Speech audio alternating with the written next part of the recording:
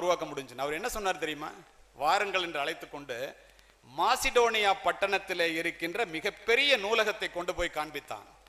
மன்னனினுடைய மனித இயல் வரை, மக்களினுடைய ஆட்சி முறை வரை அத்துணையும் இந்த நூலகத்தில் இருக்கிறது என்று கூறினான். அப்படிப்பட்ட ஒரு நூலகம் நான் இன்று காலையிலே இங்கு வருவதற்கு முன்னால் அதை சுற்றி பார்த்தேன். தேடி தேடி புத்தகங்களை தேடி தேடி வைத்திருக்கின்றார்கள். நான் தேடிய புத்தகங்கள் அங்கே இருக்கின்றன. தயவு செய்து அதனை உபயோகப்படுத்திக் கொள்ளுங்கள். Leaders are readers and readers R leaders. படிக்கிறவங்க தான் லீடர் ஆக முடியும். லீடரா இருக்கிறவங்க அத்தனை பேரும் படிக்கிறவங்க. தயவு செய்து மனசுல பதிய வச்சுங்க. இது நான் சொல்வது உங்களுக்கு வியப்பாக இருக்கலாம். நான் மிகப்பெரிய தலைவர்களோடு காவல்துறை அதிகாரியாக நெருங்கி பழகியவன். அத்துணை பேரும் புத்தகம் படிப்பவர். சரி, இந்த புத்தகங்கள் நமக்கு எப்படிலாம் தரும்? புத்தகங்களை படிப்படிங்கிறானே, வாழ்க்கையில பணம் வச்சிருக்கிறவனை பார்த்தே சுத்திட்டு இருக்கிறோமே, பணக்காரன் தானே அறிவாளி நம்ம சொல்றோம், படிப்பா பணமா அப்படிங்கிற சந்தேகம் உங்களுக்கு எல்லாம் வரும். ஒரு மனித வாழ்க்கைக்கு தேவை என்ன அப்படின்னு சொல்லி கலீல் ஜிப்ரான்ட்ட போய் கேட்டாங்க. திடமான உடம்பு, தெளிவான மனது, கூர்மையான அறிவு, தேவையான பணம், அன்பான குடும்பம், அறிவுள்ள மக்கள், அறிவுள்ள பிள்ளைகள், இதுதான் வெற்றியான வாழ்க்கைக்கு அறிகுறி. துன்பமற்ற பகலும் இன்பமான இரவுமே ஒரு மனிதனுடைய வெற்றியான வாழ்க்கைக்கு அறிகுறினர். இந்த இடத்துல இதை ஏன் சொல்றேன்னா, நமக்கெல்லாம் இங்க வந்து உட்காரும்போது புத்தகம் ரொம்ப நல்லது தானோன்னு நினைக்க தோணும். ஆனா வெளியில போனோம்னா பொருள் தேடுவோம், பணம் தேடுவோம். பணம் தேடுவது தவறென்று கூறவில்லை. It is not to be rich, it is not wrong to be rich, but it is very wrong only to be rich. பணம் வேறு, பொருள் வேறு. மனித வாழ்க்கைக்கு பொருள் தேவைதான். ஆனால் பொருள் மட்டுமே வாழ்க்கை என்பதை பிரித்து பார்க்க வேண்டும். ஒரு மனிதன் பொருளை இழந்து வாழ்க்கையை தக்க வைத்துக் கொள்ளலாம். வாழ்க்கை என்று சொல்லுவது பிள்ளைகளை, பொருள் என்று சொல்லுவது பணத்தை. ஒரு மனிதன் பொருளை இழந்து வாழ்க்கையை தக்க வைத்துக் கொள்ளலாம். வாழ்க்கையை இழந்து பொருளை தக்க வைத்துக் கொள்வது விரல் போவது தெரியாமல் மோதிரத்திற்கு ஆசைப்படுவதை போல என்பதை மனதிலே பதிய வைத்தோம். அப்போ பணம் என்ன, இதயத்தில் என்னென்ன வேட்கை, இது இடைவேளை இல்லாத வாழ்க்கை, வாழ்வெல்லாம் போராட்டம் எங்கே, இதில் வாழ்கின்ற நிமிடங்கள் எங்கேம்மா கண்ணதாசன். ஆசையிலே பல நாள், பெரும் அவஸ்தையிலே அதைவிட பல நாள், வாழ்வதுவோ சில நாள், இதில் வாடுவதேன் பல நாள்மா. கண்ணதாசன்ட்ட ஒரு தடவை போய் கேட்டாங்க, பணத்தை பத்தி நீ என்ன நினைக்கிற அப்படின்ட்டு. 6 ரூபாய் சம்பளத்துல மளிகை கடையில வேலை பார்த்தேன்.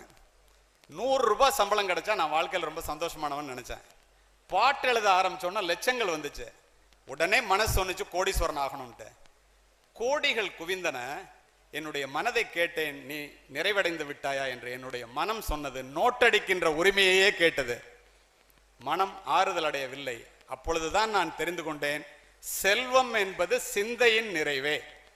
போதும் நினைச்சா போதும், வேணும்னா அதுக்கு அளவே கிடையாது. ராபின் சர்மான்னு ஒரு மிகப்பெரிய ஆத்தர், அவன் சொல்றான், ஊருக்கு நடுவே மிகப்பெரிய வீட்டை கட்டுவதற்கும் வீட்டிற்குள்ளே நல்ல குடும்பம் நடத்துவதற்கும் சம்பந்தமே இல்லை. வங்கி கணக்கிலே வளமான பணத்தை வைத்திருப்பதற்கும் நலமான உடல் நலத்தோடு வாழ்வதற்கும் சம்பந்தமே இல்லை. சம்பந்தம் இருக்கா? யோசித்து பாருங்க. BMW கார்ல ராமச்சந்திரா ஹாஸ்பிட்டலுக்கு பிபி ஏறின உடம்போட பேர போறதை விட அறிவுபூர்வமா சிந்திக்கிற இந்த மாதிரி ஒரு நூலகத்துக்கோ கூட்டத்துக்கோ சைக்கிள்ல வர்றது மிக மிக சேமம், மிக மிக நல்லது. இதை எத்தனை பேர் நாம் உணர்ந்து கொள்கின்றோம்? உணர்ந்து கொள்ளவில்லை என்றால் நம்முடைய தவறு அல்லவா? நீங்க பாருங்களேன், சிறு வயதிலே மனிதன் ஆரோக்கியத்தை இழந்து பணத்தை சம்பாதிக்கின்றான். நம்ம அத்தனை பேரும் வயதான பிறகு அந்த சம்பாதித்த பணத்தை தியாகம் செய்து ஆரோக்கியத்தை திரும்ப பெற முயற்சிக்கின்றோம். முடியுமா?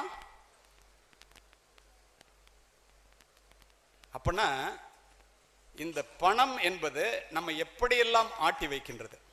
பாடுபட்டு பணத்தை தேடி சேர்த்து வைக்கும் கேடுகெட்ட மானிடரை கேளுங்கள், கூடுவிட்டு ஆவிதான் போயின பின் யாரே அனுபவிப்பார் பாவிகால் இந்த பணம். நான் 1000 வருஷத்துக்கு முன்னாடி சேர்த்து சேர்த்து வைக்கிறியடா. இப்ப சேர்த்து சேர்த்து வச்சவங்க எல்லாம் என்ன நிலைமைங்கிறது நம்ம எல்லாருக்குமே தெரியும். என்ன பண்ண போற? நீ வருந்தி அழைத்தாலும் வாராத வாரா, பொருந்துவன போமி நின்றால் போகா, இருந்தேங்கி நெஞ்சம் புண்ணாகி நெடுந்தூரம் தாம் நினைத்து துஞ்சுவதே மாந்தர் தொழில்னா. எவ்வளவு பணம் வச்சிருந்தாலும் என்ன பண்ண முடியுங்க? 9 நாழி உடுப்பது 4 முழம் 80 கோடி நினைத்தென்னுவ கண் புதைந்த மாந்தர் குடி வாழ்க்கை மண்ணின் களம்போல சாந்துணையும் சஞ்சலமே தான். என்ன அர்த்தம் தெரியுமா? ஒரு கவலை சோறு தாண்டா சாப்பிட முடியும் நீ எவ்வளவு வச்சிருந்தாலும் பணம். ஒரு வீட்டில் ஒரு ரூம்ல தாண்டா தங்க முடியும் எத்தனை வீடு வச்சிருந்தாலும். 4 முளை வேஷ்டியை தான் நீ கட்டிக்க முடியும் எவ்வளவு வச்சிருந்தாலும் ட்ரெஸ். ஆனா 80 கோடி எனக்கு வேணும்னு நினைச்சு ஏங்கி ஏங்கி இருக்கிறத நினைச்சு சந்தோஷப்படாம இல்லாததை நினைச்சு மண்பானை கீழே விழுந்தா எப்படி உடஞ்சு செதறுமோ அது மாதிரி இறந்து போற இந்த குடும்பத்துக்காக, இந்த வாழ்க்கைக்காக இப்படி நீ அலையிறியே, பாவமா இருக்கு உன்னை பார்த்தா அப்படின்னு சொல்ல. இந்த இடத்துல நான் ஒன்றை குறிப்பிடுகின்றேன். எல்லாரும் மரணத்தை பத்தி பேசுறதுனாக்க யோசிப்பாங்க. என்ன காரணம்னா, ஒண்ணு அது அபசகுணம் அப்படின்னு நினைப்பாங்க. ஆனா எல்லாருக்கும் அது வரும். அது அபசகுணம் இல்லை. அது என்னன்னு சொல்றேன் நான். ஆனா அதை பத்தி பேசுறதுக்கு தெரியணும். உங்களுக்கு ஒன்று சொல்றேன் நான். ஜனனமும் பூமியில் புதியது இல்லை, மரணத்தை போலொரு பழையதும் இல்லை. இரண்டும் இல்லாவிட்டால் இயற்கையும் இல்லை. இயற்கையின் ஆணைதான் ஞானத்தின் எல்லை. 100 ஞானிகளும் 1000 புத்தகங்களும் செய்ய முடியாததை, சாதிக்க முடியாததை, போதிக்க முடியாததை ஒரே ஒரு மரணம் போதித்துவிடும், சாதித்து காட்டிவிடும்.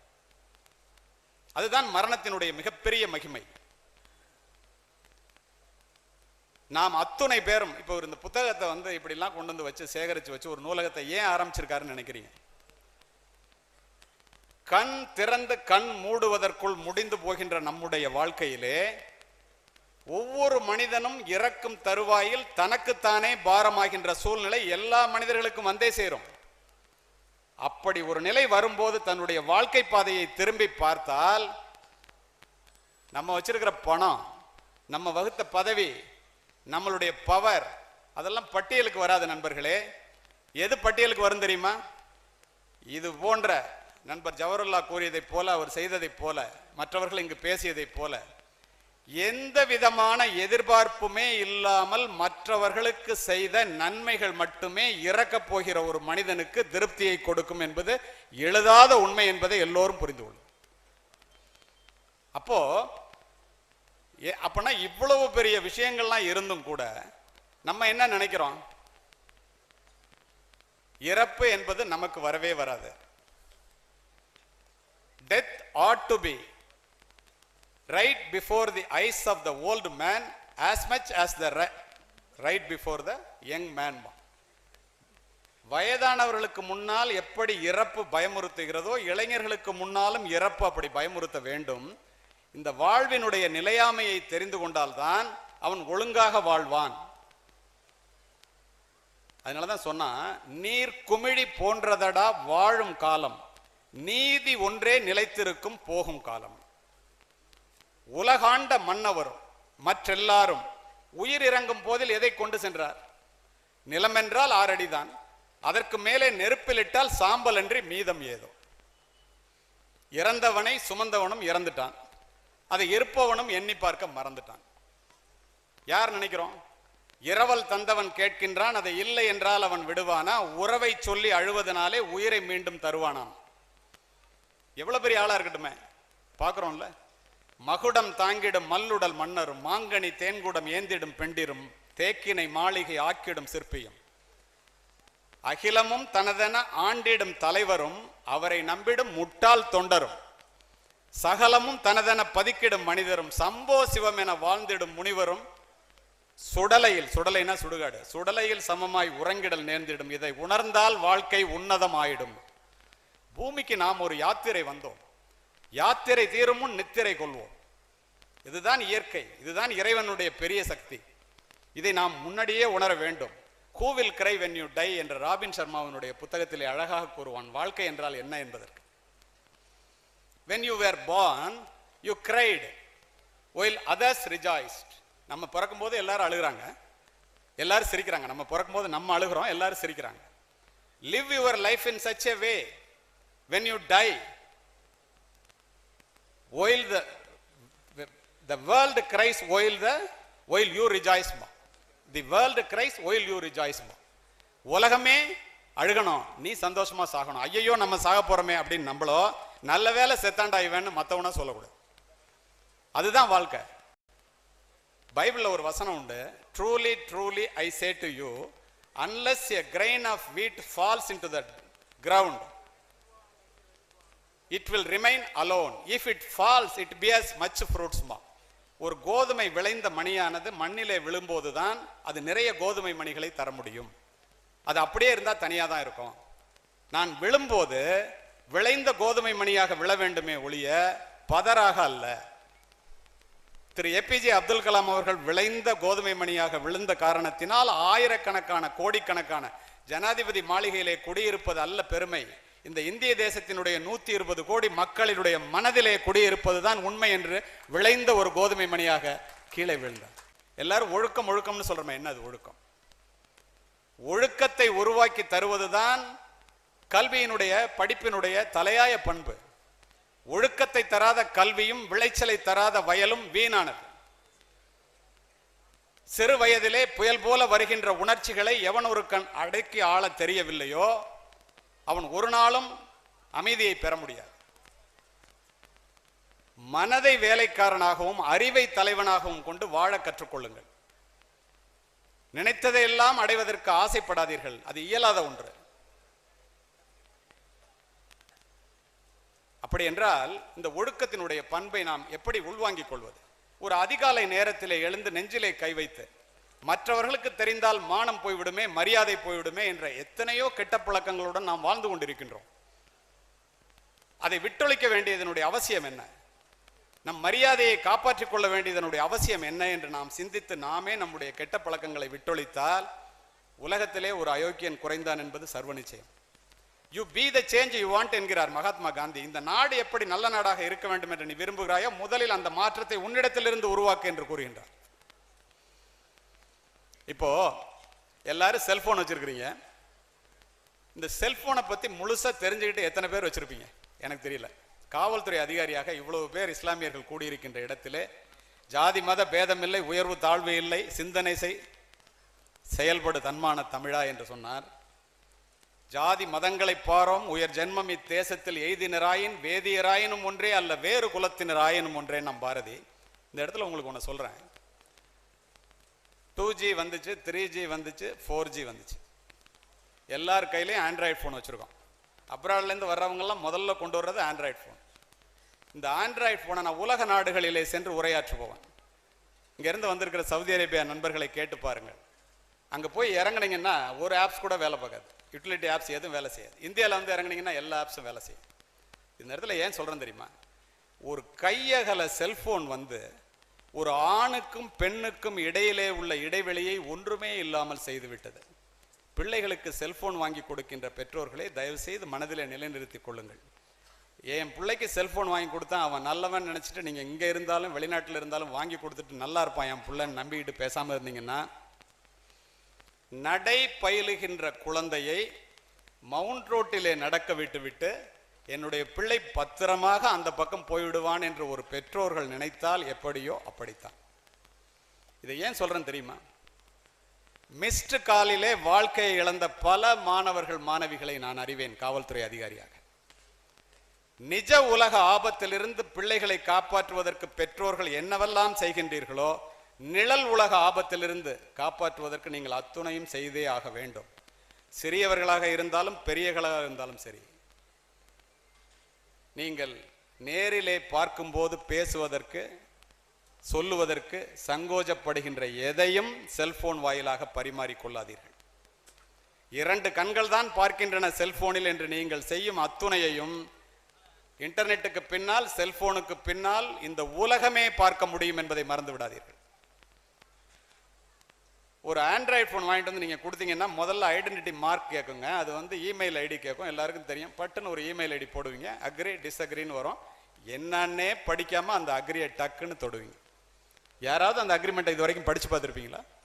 அதில் என்ன இருக்கும் தெரியுமா? நீ இதில் பேசுகிற பேச்சு, நீ இதில் கொடுக்குற மெசேஜ், நீ இதில் அனுப்புகிற ஃபோட்டோ, என்ன கர்மம் பண்ணாலும் அத்துணையும் என் டவருக்கு வரும், குக்கீஸ்லையும் ஹிஸ்ட்ரிலையும் சேவ் ஆகும், நான் பார்ப்பேன். வேற யாராவது அதை எடுத்து மிஸ்யூஸ் பண்ணா நீங்க என் மேல லீகல் ஆக்ஷன் எடுக்க முடியாதுன்னு கூகுள்காரன் கொடுத்துருப்பான். எத்தனை பேருக்கு தெரியும்? சமீபத்தில் லண்டன்ல சுந்தர் பிச்சை எல்லாம் சேர்ந்து ஒரு மீட்டிங் போட்டாங்க. இது யாராவது படிப்பாங்களா அப்படின்னு கேட்டான் ஒருத்தனும் படிக்க மாட்டான். ஒருத்தன் இல்ல கொஞ்சம் பேராவது படிப்பாங்கன்னா, கடைசி 2 line it is for fun அப்படின்னு போட்டு உங்க குழந்தையில ஒரு குழந்தைய கூகுளுக்கு கொடுத்தரணும்னு 2 லைன் சேர்த்தான். ஒரு பய படிக்கல, எல்லா பேரும் அக்ரி பண்ணிட்டான். How dangerous game we are playing. அப்ப என்ன செய்யக்கூடாது? ஒரு எண்டு பேப்பர் வந்தா படிச்சுட்டு தூக்கி போட்டுடலாங்க, ஒன் வே டிராஃபிக். ஒரு சினிமா பார்த்துக்கிட்டு இருக்கோம், அதுல ஒரு ஆபாச பத்து வந்துச்சுன்னா ஒரு டிவியில பிள்ளைங்களோட உட்கார்ந்தோம்னா ரிமோட் கண்ட்ரோல் இருக்கு, மாத்திக்கலாம். ஒரு ஆபாச படம்னா ஏ பிக்சர் போட்டிருப்பான், ஆபாச புத்தகம்னா போலீஸுக்கு பயந்து விற்பான். ஆனா ஒரு ஆண்ட்ராய்டு போனை நீங்க வாங்கி கொடுத்துட்டீங்கன்னா உங்க பிள்ளைகிட்ட இத்தனை அசிங்கங்களும் கையிலே வந்து விழும். எத்தனை பேருக்கு தெரியுது? உங்களுக்கு 35 வயசுல தெரிஞ்சது உங்க பிள்ளைங்களுக்கு 15 வயசுல தெரியும். காவல்துறை அதிகாரியாக நான் அறுதிட்டு உறுதியாக கூறுவேன், மெச்சூரிட்டி வர்றதுக்குள்ள நாலெட்ஜ் வந்துடுது இந்த செல்போன்னால. அதை எப்படி உபயோகப்படுத்துவது என்று தெரியாமல் தவிக்கின்றார்கள் இளைஞர்கள், தவறி போகின்றார்கள். அப்ப நம்ம என்ன செய்யணும்? ஃபாரின்லங்க செல்போனை வாங்கி கொடுக்கும் போதே பேரண்டல் கைடன்ஸ் பிஜின்னு சொல்லுவாங்க, ஒரு சாஃப்ட்வேரை உள்ள வச்சு கொடுத்துட்றாங்க. அவன் வந்து எதையாவது வந்து தேடினான்னா உடனே தப்பான தொட்டானாலே தேடினாலே அது அவங்க அப்பாவுக்கு அம்மாவுக்கு அலர்ட் மெசேஜ் போகும். உடனே கூப்பிட்டு கண்டிப்பாங்க வச்சிருவோம். நம்ம செல்போன் வாங்கி கொடுக்கறதோட முடிஞ்சு போச்சு எல்லாமே. ஒரு ஃப்ரீ ஆப்ஸ் வந்தா டவுன்லோட் பண்ணாதீங்க, ஃப்ரீ ரீசார்ஜ் வந்தா டவுன்லோட் பண்ணாதீங்க. there is no free lunch in the world. எதையும் ஃப்ரீயா இருக்குன்னு நினைச்சிட்டு டவுன்லோட் பண்ணாதீங்க. ஒரு சாதாரண சாஃப்ட்வேரை உள்ள வச்சு கொடுத்துட்டான்னா நீங்க எத்தனை மணி நேரம் எந்த நிமிஷம் யாருகிட்ட பேசுனீங்க எல்லாத்தையும் நான் பார்க்க முடியும். நீங்க பேசுறதை நான் கேட்க முடியுங்க. ஒரே ஒரு வார்த்தை ஹோம் செக்ரட்டரிட்ட கையெழுத்து வாங்கணும், அவ்வளவுதான், பர்மிஷன் வாங்கணும். இப்ப எப்படி எல்லா கேஸும் கண்டுபிடிக்கிறோம், எல்லாரும் மாட்டிக்கிறானே எப்படி? ஆனா நமக்கு வராதுன்னு நினைக்கிறோம். அது எப்படி? குறிப்பாக பிள்ளைகள் ஒரு ஃபேஸ்புக் அக்கௌண்ட் ஆரம்பிச்சா தயவு செய்து பேரண்ட்ஸ் வந்து ஃப்ரெண்ட் ரிக்வெஸ்ட் கொடுத்து ஃபேஸ்புக்கில் பிள்ளைங்களோட நீங்க ஃப்ரெண்ட் ஆயிக்கங்க. யாராவது செஞ்சிருக்கீங்களா அது வரைக்கும்? பிள்ளைங்க என்ன செஞ்சாலும் உங்களுக்கு தெரியுமா இல்லையா? தெரியாதவங்களோட ஃப்ரெண்ட் ரிக்வெஸ்ட் வந்துச்சுன்னா ஏத்துக்காதன்னு பிள்ளைங்கள்ட்ட சொல்லுங்க. இமெயில் ஐடியை ஃபேஸ்புக்கில் போடாதீங்க, செல்போன் நம்பரை ஃபேஸ்புக்கில் போடாதீங்க. நீங்க எந்த நாட்டில் இருக்கிறீங்கிறத செல்போன் போடாதீங்க ஃபேஸ்புக்கில். நீங்க எந்த கல்லூரியில படிக்கிறீங்கிறத உங்க பிள்ளைங்களை போட வேண்டாம்னு சொல்லுங்க. அத்தனையும் தெரிந்து கொண்டு பிளாக்மெயில் பண்ணுவதற்கு எல்லா விதமான வாய்ப்புகளும் இன்று வந்துவிட்டது. அமெரிக்காவில் ஒருத்தன் கார் எடுத்து ஓட்டிட்டு போறாங்க, 77 லட்சம் ரூபாய் இந்திய மணிக்கு. நான் அமெரிக்காவில் இருக்கும்போது நடந்த சம்பவம். பின்னால இருந்து ஒருத்தன் கேட்கறான், டேய் உன்னுடைய கார் கண்ட்ரோல் என்னிட்ட இருக்குங்கிறான். நான் இப்பதான்டா வெள்ளோட்டமே பாக்குறேன், என்னடா அப்படி சொல்ற, நீ ஓட்டி பாருங்கிறான். ஸ்டேரிங்கை திருப்புறான், திரும்பல, பிரேக் அழுத்துற தயவு செய்து நிறுத்தி என் உயிரை காப்பாத்துறான்னு அவன்கிட்ட கெஞ்சுறான், அவன் நிறுத்துறான். அதையே பண்ண முடியும்னா இதெல்லாம் பண்ண முடியுமா? முடியாது. பிள்ளைகளை ஒழுக்கமாக வளர்ப்பதற்கு ஒழுக்கத்தை சொல்லித்தாருங்க. சமீபத்திலே ஒபாமா அவர்கள் கடைசியாக ஒரு உரையாற்றி கொண்டிருந்தார் பல்கலைக்கழகத்திலே, கடைசி உரை அல்ல. அப்போ ஏன்னா இந்தியாவிலேருந்து வர்றவன் மட்டும் எல்லா செல்போன் கூகுளாக இருக்கட்டும், சாஃப்ட்வேரில் வந்து மைக்ரோசாஃப்டாக இருக்கட்டும், அவன் தான் சிஓவாக இருக்கான். நம்ம பிள்ளைங்க ஒன்று கூட வரலையே. நம்ம அதை பெருமைப்பட்டுக்க வேண்டிய விஷயம். 100 வருஷமா அமெரிக்காவில் ஒருத்தனுக்கு ஒரு கம்ப்யூட்டர் இருக்கு, இந்தியாவில் 100 பேர் கூட ஒரு கம்ப்யூட்டர் இல்லை. ஆனால் 100 பேரில் கம்ப்யூட்டருக்கு எடுத்தா மைக்ரோசாஃப்ட் கம்பெனிக்காரன் 60 பேரை வந்து நம்மளால தானே எடுக்கிறான் இந்தியாவிலேருந்து. எப்படா இது உங்களெல்லாம் முடியாதான்னு கேட்டார். பெரிய இண்டஸ்ட்ரியலிஸ்ட்லாம் என்கிட்ட வந்து சொல்றாங்க, ஒபாமா சொல்றாரு, இந்த மைக்ரோசாஃப்ட் கம்பெனியினுடைய ஓனர் பில் கேட்ஸை நாடு கடத்திருங்க அப்படின்னு சொல்றாங்க. நாடு கடத்தணும்னு சொல்லிட்டு அவனை கண்டிக்கணுங்கிறதுக்காக கூப்பிடுறாரு பில் கேட்ஸை. கூப்பிட்ட உடனே உன்னை எல்லாரும் நாடு கடத்த சொல்றான், 100 பேர் எடுத்தா 60 பேர் இந்தியாவிலேருந்து வர்றவனை எடுக்கிறியான், இந்தியாவிலேருந்து வர்றவங்க தான் எல்லாத்துலேயுமே வந்து லீட் பண்றாங்க, ஏன் அப்படி பண்ற அப்படி. உடனே அவர் சொன்னாரு, நீ என்ன நாடு கடத்துறதை பத்தி எனக்கு கவலையே இல்லை, என்ன நாடு கடத்தணும்னா தயவு செய்து ஒரே ஒரு ரிக்வெஸ்ட், இந்தியாவுக்கு கடத்திருந்தார். ஏன்னு கேட்டாரு. இந்த மாதிரி இந்தியாக்காரன் 160 பேரை நான் எடுக்கலைன்னா அந்த மாதிரி அறிவாளிங்க இல்லையா, அந்த மாதிரி ஒழுக்கமானவங்க இல்லை, இந்த மைக்ரோசாஃப்ட் கம்பெனி இந்தியாவில் தான் இருக்கும், அமெரிக்காவில் இருக்காதுன்னாரு. விட்டு நேராக பல்கலைக்கழகத்துக்கு வந்தார். நான் சொன்ன கேள்வியை கேட்டார், ஏன்டா ஒருத்தன் கூட இங்கே அமெரிக்காக்காரன் அறிவாளி இல்லையான்னு. எல்லாரும் பேசாம உட்காந்தோம். இது போல ஆசிரியராக இங்க பணிபுரிந்து விட்டு அங்க போய் ஆசிரியராக பணிபுரிந்து கிரீன் கார்டு வாங்கின ஒருத்தர் மேல போனார். என்ன சொன்னாங்க தெரியுமா? அவங்க அந்த கூட்டத்தை பார்த்து அவர் என்ன சொன்னார் தெரியுமா? அமெரிக்காவிலே மாணவர்களுக்கு பெற்றோர்களும் ஆசிரியர்களும் கல்வியை மட்டும் சொல்லித் தருகிறீர்கள், ஆனால் எங்கள் இந்தியாவிலே பெற்றோர்களும் ஆசிரியர்களும் மாணவர்களுக்கு கல்வியோடு சேர்த்து ஒழுக்கத்தையும் சொல்லித் தருகிறோம். அதுவரை எங்களால் உங்களை ஜெயிக்க முடியாது. அப்போ ஒழுக்கத்தை சொல்லித்தர வேண்டியது நம்முடைய கடமை அல்லவா? எல்லாரும் உட்கார்ந்துருக்கிறீங்க, ரெண்டு, ஒன்று மனைவி ஒன்று தாய். அதை பேசி நான் முடிச்சிடறேன், நிறைய பேர் இருக்காங்க. மனைவி